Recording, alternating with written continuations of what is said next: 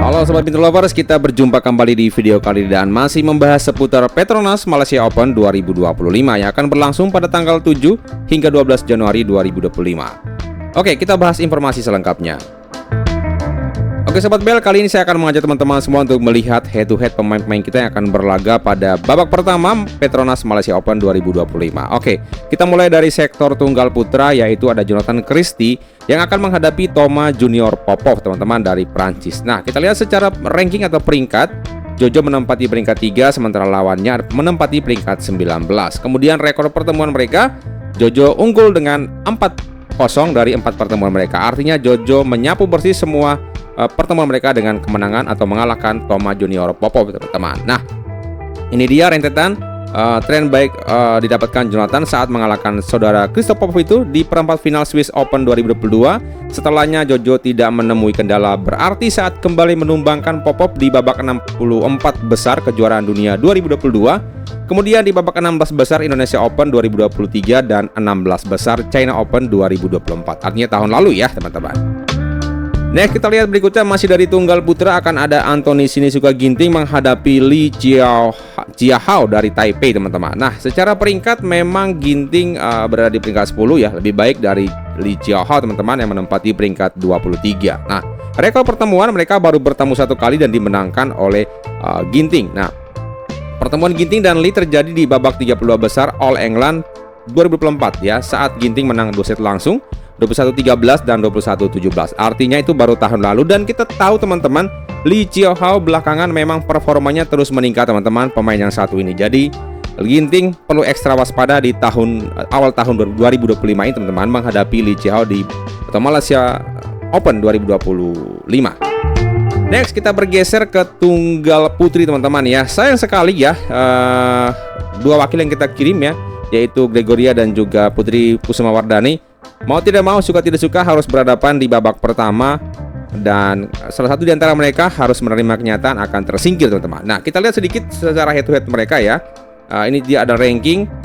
Gregoria menempati peringkat 6, kemudian Putri KW berada di peringkat 18. Nah, rekor pertemuan mereka memang baru bertemu satu kali ya. Itu terjadi pada Indonesia Open 2024 di babak 16 besar ya. Situasi ini akan membuat Indonesia dipastikan kehilangan satu wakil, tapi juga akan satu pemainnya yang berada di babak 16 besar. Artinya kita sudah memastikan satu tempat di babak 16 besar dari sektor tunggal putri. Tapi tidak tahu siapa, Gregoria kah atau Putri KW. Dan kita tahu Putri KW juga belakangan performanya cukup bagus, teman-teman. Sempat juara di Super berapa? 500 ya. Dan itu perlu hati-hati Gregoria jika tidak ingin tersingkir ya, dengan rekannya yaitu Putri Kusumawardhani. Next. Dari sektor ganda putra, teman-teman ya, ada Fajarian akan bertemu wakil tuan rumah yaitu Ong Yansi Theo NG, teman-teman. Kabar buruk bagi Fajarian adalah mereka kalah di 2 pertemuan terakhir melawan Ong Theo ya, di perempat final kejuaraan Asia 2023 dan perempat final China Open 2024. Nah, terakhir kali Fajarian bisa menang terjadi saat mereka berjumpa di perempat final Malaysia Open 2023. Jadi 2 tahun yang lalu, teman-teman, di ajang yang sama. Mudah-mudahan itu menjadi motivasi bagi Fajarian ketika kembali berjumpa dengan Ong Theo di tahun ini. Tapi kita tahu Ong Theo memang sedang bagus-bagusnya belakangan ini, teman-teman ya. Next, ada juga pasangan kita yang juga sedang bagus-bagusnya, yaitu pasangan Sabar Reja ya, akan berjumpa dengan pasangan Denmark Rasmus Jair Frederik ya, Sogard ya. Sabar Reja sendiri akan menjalani pengalaman baru bertemu ya, atau mereka baru bertemu pertama kali dengan pasangan ini ya. Dengan laga ini, laga nanti akan menjadi duel pertama mereka ya, dari ranking 11 melawan ranking 15, teman-teman. Jadi kita berharap Sabar Reja tampil all out kembali di tahun yang baru ini ya, terus meningkatkan performa mereka, tentunya di bawah kepelatihan yang baru juga. Amin ya, teman-teman ya. Dari sektor ganda putri, teman-teman ya, kita lihat di sini akan ada Febriana Amalia akan berhadapan dengan Xianpei Shan Hung En Shu dari Taipei, teman-teman ya. Febriana Amalia memang unggul secara head to head 1-0 ya, berkat kemenangan di babak 30 besar Korea Master 2024 tahun lalu ya. Tapi laga ini saat itu berlangsung sengit ya, yang berakhir rubber game dengan skor 21-17, 22-24 dan 21-15. Nah, terakhir satu wakil lagi dari ganda putri, teman-teman, masih ada pasangan Lani Fadia akan menghadapi pemain tuan rumah yaitu Perlitan Tina Muralitaran ya dari Malaysia teman-teman. Tentu saja pemain tuan rumah ya.